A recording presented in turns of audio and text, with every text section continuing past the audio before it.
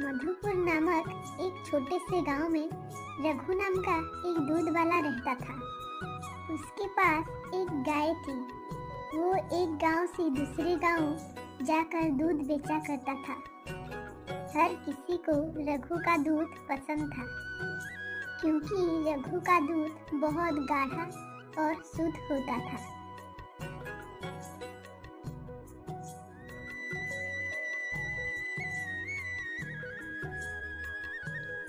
भाग्यवान सुनो, जल्दी से मुझे मेरा दूध का बाल्टी दे दो।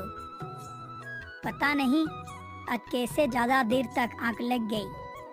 सूरज निकल चुका है, पूरे गांव में दूध देने जाना है। मैंने पहले से ही बाहर बाल्टियां रख दी हैं, आप जाके दूध निकाल लीजिए। रघु जल्दी जल्दी दूध निकालने लगता है और वो फिर दूध बेचने के लिए गांव की ओर निकल पड़ता है।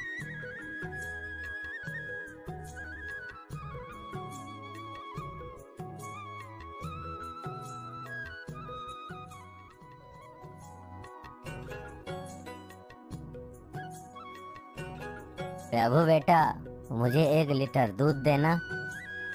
अरे चाचा, दूध तो खत्म हो चुका है। क्या थोड़ा सा भी दूध नहीं है बेटा?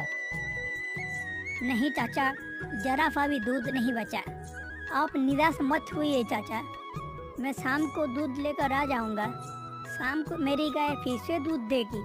ठीक है बेटा, शाम तक दूध पहुंचा देना। डॉक्टर साहब ने कुछ दवाइयाँ लिखी है, उन्हें दूध के साथ लेने को बोला है। अब तो दूध खत्म हो चुका है। जब दूध आएगा तब भी मैं दवाइयाँ ले पाऊंगा।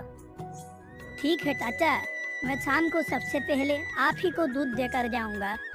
सारा दूध खत्म हो जाने के बाद रघु घर के ओर निकल पड़ता है। तभी रास्ते में जोरदार बारिश शुरू हो जाता है। रघु एक पेड़ के नीचे खड़ा हो जाता है और बारिश बंद होने की इंतजार करने लगता है। थोड़ी ही देर बाद बारिश बंद हो जाता है और रघु जैसे ही घर के ओर निकलने ही वाला था कि उसके पास 3 लोग आ जाते हैं। अरे दूध वाले, मेरे लिए 1 लीटर दूध दे दे चल। भाई, मेरे पास दूध नहीं बचा है, सब खत्म हो चुका है। चल, आज तुझे छोड़ दिया, लेकिन कल तो कहाँ जाएगा? कल सबसे पहले मुझे दूध देना होगा, समझा? इसके बाद ही तू गांव में दूध देने जाएगा। इतना कहकर वो लोग वहाँ से निकल जाते हैं और रघु भी अपने घर के ओर निकल जाता है।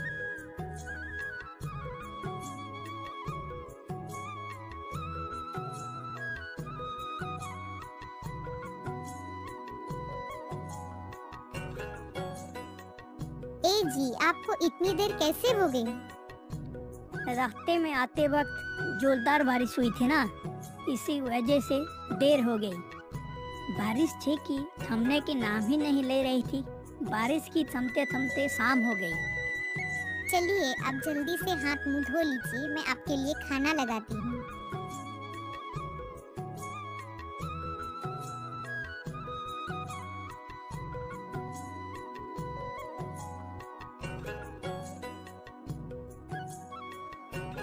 अरे भाग्यवान, गाय ने दूध दे दिया क्या?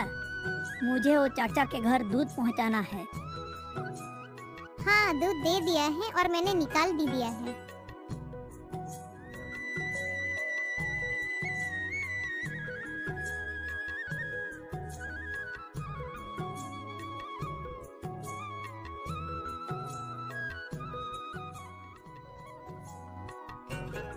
अच्छा भाग्यवान, शाम हो गई, मैं गांव में दूध देने जा रहा हूँ। आलू चाचा को दूध नहीं मिल पाया था, तो सबसे पहले उन्हीं को दूध देने जाना है।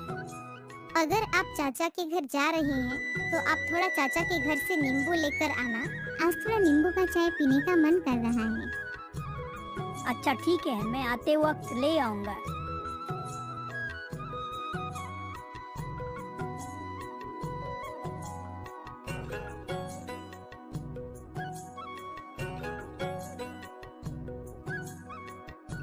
अरे चाचा, ओ चाचा, मैं आपके लिए दूध लेकर आया हूँ।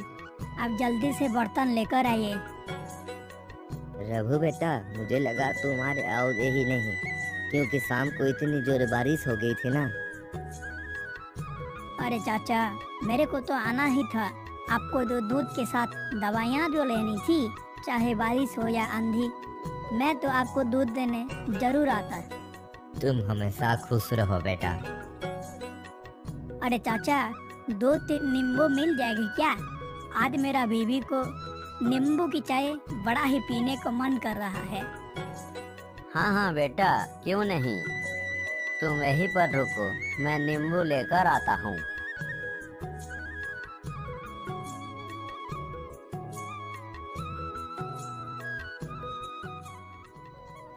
अच्छा चाचा, ठीक है, मैं अब चलता हूँ। अगले दिन ही सुबह रघु दूध देने फिर से निकल जाता है। तब रास्ते में वो बदमाश उसे रोक लेते हैं। अरे ओ दूध वाला, रुक, कहाँ जा रहा है? पहले मुझे दूध दे चल। कल क्या बोला था, तू भूल गया क्या? ये लो भैया दूध, आपका 80 रुपए हुए। अरे अरे, तुम मुझसे दूध का पैसे लेगा? तुझे पता नहीं कि मैं कौन हूँ? पर भाई, मैं 80 रुपए ही दूध लीटर बेचता हूँ। मेरे दूध बहुत ही शुद्ध होते हैं, आपको तो पैसे देने ही होंगे। देख दूध वाले, चुपचाप दूध दे दे चल। तू मुझे अच्छे से जानता नहीं कि मैं कौन हूँ, समझा? उतना कहकर वो बदमाश रघु से जबरदस्ती दूध लेकर चले जाते हैं।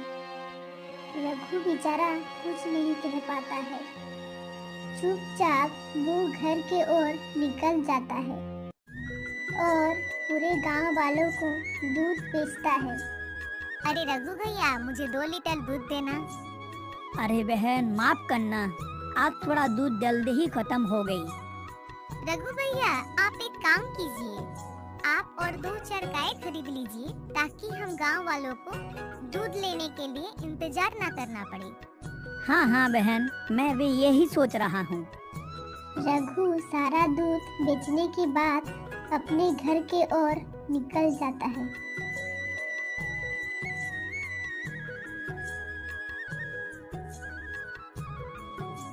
अगले सुबह रघु फिर दूध लेकर गांव के तरफ निकल जाता है और रोज के तरह वो बदमाश फिर रघु को घेर लेते हैं। ओ दूध वाले, मुझे आज पूरी 5 लीटर दूध चाहिए। भाई, अगर आपको दूध चाहिए तो आपको तो दूध का पैसे देने ही होंगे। बिना पैसे के मैं दूध नहीं दे सकता। क्या कहा तूने? रुक, अभी मैं तेरे को बताता हूँ। उसके बाद वो 3 बदमाश रघु को मारने लगते हैं और रघु का दूध का बाल्टी भी नीचे गिरा देते हैं। दुखी मन से रघु घर वापस आ जाता है। जी, आ गए आप। आज तो आप बहुत जल्दी ही आ गए। और आपका कपड़ा इतने गंदे क्यों हुए हैं? क्या हुआ? रघु अपनी पत्नी को सारी बात बताता है।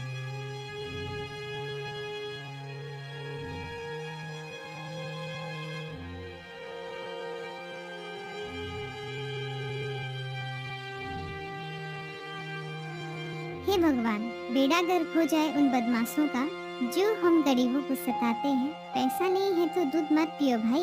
ये क्या बात हुई, धमका कर दूध पीने की? मुझे लगता है मुझे इनकी शिकायत करनी चाहिए। हमारे जो गांव के थाने हैं ना, उधर वो बदमाशों की शिकायत कर देते हैं।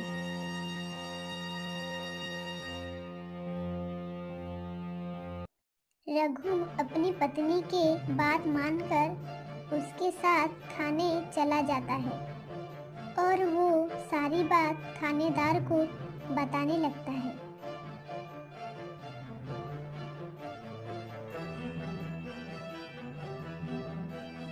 ठीक है रघु, अब तुम घर जाओ। उन बदमाशों को हम देखते हैं, तुम्हें वो आज से कभी परेशान नहीं कर पाएंगे। पुलिस वाले कुछ अपने आदमियों को बदमाशों को पकड़ने के लिए भेजते हैं और थोड़ी देर में वो बदमाश पुलिस थाने में पहुंच जाते हैं। क्यों भाई, बहुत बदमाशी कर रहे हो? उस गरीब को क्यों परेशान कर रहे हो तुम लोग? अरे साहब, हमने क्या गलत कर दिया?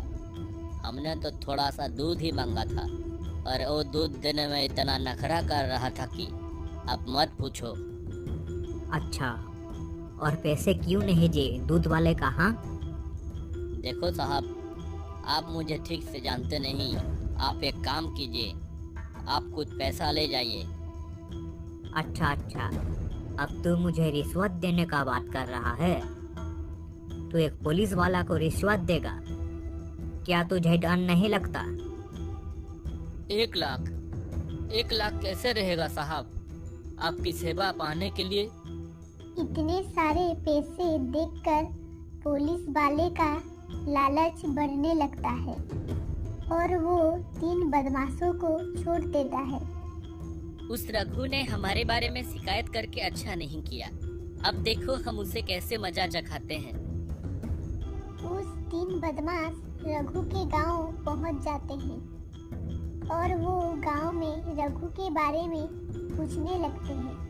पूछताछ से उन्हें पता चलता है रघु एक किराए की घर में रहता है। वो गुंडे उस मकान मालिक के पास पहुंच जाते हैं जिसने रघु को किराए पे रखा था। अबे वो सुन, तेरा जो घर है ना जिसमें रघु रहता है, अगर तू कल तक खाली नहीं किया तो हम कल तेरे परिवार को खत्म कर देंगे। मकान मालिक वो बदमाशों की बात सुनकर बहुत डर जाता है और वो सुबह वो रघु के घर पहुंच जाता है। सुनो रघु, तुम्हें कल तक ये घर खाली करवाना होगा। क्यों, क्या हुआ काकू? कोई असुविधा होगी क्या? हम तो किराया समय से भर रहे हैं, फिर अचानक से क्यों? देख रघु, मुझे कुछ नहीं सुनना।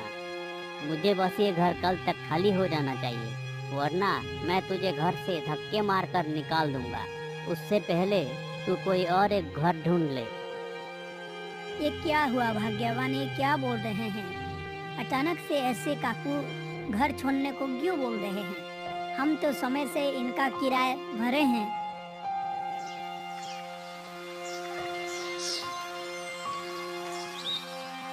सुबह हो जाता है और बदमाश रघु के घर पहुंच जाते हैं। अरे ओ रघु, तू अभी तक अपना घर खाली नहीं किया?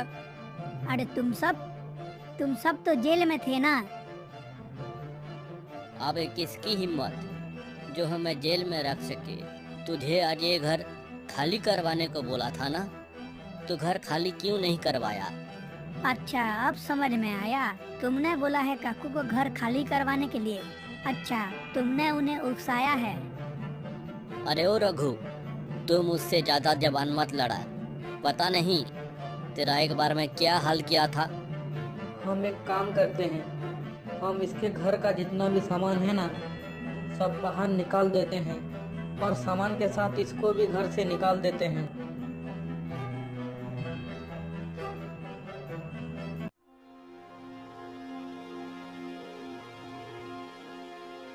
रघु का बीवी बहुत दुखी हो गई थी।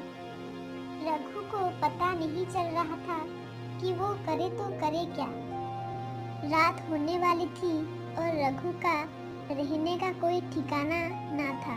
उस रात रघु और उसकी बीवी रास्ते के किनारे बैठकर सारी रात गुजार दी। अगले ही दिन जैसे रघु का आँख खुला, वो देखा कि वो पूरी रात उसके बीवी के साथ रास्ते के किनारे ही सो गया था। रघु जाता है और उसके गाय के लिए हरी हरी घास लेकर आता है।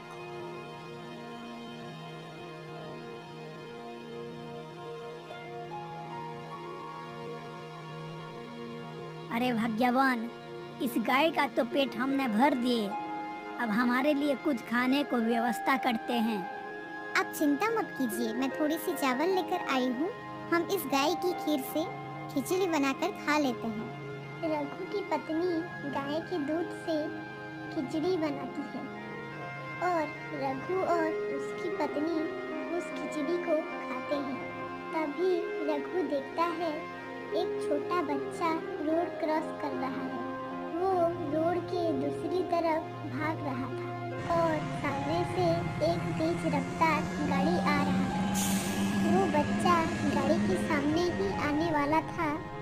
अब रघु ने उस बच्चे की जान बचा ली, जिसमें रघु को थोड़ी सी चोट आ गई। जब बच्चे की माता पिता की नजर पड़ी तो दोनों भागकर पास आए। उस बच्चे की पिता उस जिले की नया कलेक्टर था। भैया आपका बहुत बहुत धन्यवाद जो आपने मेरे बच्चे की जान बचा ली, वरना आज न जाने मेरे बच्चे के साथ क्या हो जाता। अगर मेरे बच्चे के साथ आज कुछ भी हो जाता तो मैं खुद को कभी माफ नहीं कर पाती। इस बात के लिए मैं सदैव आपका आभारी रहूंगी। बस मैडम जी, भगवान की कृपा है जो हमें इस बच्चे पर अपनी नज़र पड़ गई। अब आप ज़्यादा परेशान मत हो। अब आपका बच्चा पूरी ठीक है। बस आप अपने बच्चे का जरा अच्छे से ख्याल रखा करें। उतना कहकर रघु उधर से चला जाता है और अपने बीवी के साथ बैठ जाता है। जब उन दोनों पति पत्नी की नज़र रघु और उसकी बीवी के ऊपर पड़ता है तब वो रघु के पास आते हैं। तुम यहाँ क्यों बैठे हो? क्या तुम्हारा कोई घर नहीं है? साहब, घर तो था लेकिन अब वह घर छीन चुका है। छीन गया है? इसका क्या मतलब? किसने छीना और क्यों? रघु उस आदमी को अपने साथ जो जो घटना हुई सारी बात बताने लगता है। उस आदमी को रघु की सारी बात सुनकर बहुत ही सहानुभूति होती है और वो रघु को ये आश्वासन देता है कि वो इसे जरूर न्याय दिलाएगा। वो आदमी रघु के साथ उस थाने में पहुंच जाता है जहां रघु ने उस बदमाशों के खिलाफ शिकायत दर्ज करी थी। थानेदार साहब, पहचाने कौन? अरे आइए साहब आइए। आपका अचानक कैसे आना हुआ? मेरा मतलब है आपने तकलीफ क्यों की? आप फोन कर देते, मैं आपके पास आ जाता। अच्छा, तो याददाश्त सब ठीक है तुम लोगों की? मुझे तो लगा कि तुम सब मुझे भूल ही चुके होंगे। अच्छा, मैं तो तुम्हें अच्छे से याद हूँ। क्या तुम्हें याद है कि ये आदमी कौन है? अरे ये तो वही दूध वाला है। ये कलेक्टर साहब के साथ क्या कर रहा है? जी कलेक्टर साहब, ये तो वही आदमी है जो इस थाने में कुछ ही दिन पहले शिकायत लेकर आया था। अच्छा चलो, ये भी तुम्हें याद है। अब ये बताओ, क्या तुमने इसकी शिकायत के ऊपर कोई कार्रवाई की? जी कलेक्टर साहब, हमने रघु को आश्वासन दी और उन बदमाशों को सबक भी सिखाया। अच्छा, कहाँ है वो बदमाश? मुझे तो कहीं नजर नहीं आ रहे हैं। क्या तुमने उन्हें छोड़ दिया? कलेक्टर साहब, हमने उन्हें धमकी देकर छोड़ दिया और उन्होंने कहा आगे से वो ऐसा गलती कभी नहीं करेंगे। धमकी देकर छोड़ दी या रिश्वत लेकर छोड़ दी? सच बताओ, सच क्या है वह तो मैं पता कर लूंगा। अब तुम तुम्हारी कुर्सी संभालो।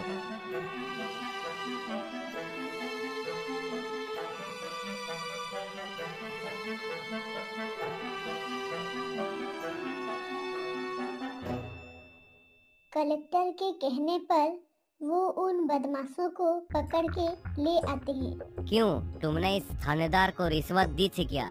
सच सच बताओ। जी कलेक्टर साहब, हमने इनको रिश्वत दी थी। अब क्या बोलेंगे अब थानेदार साहब?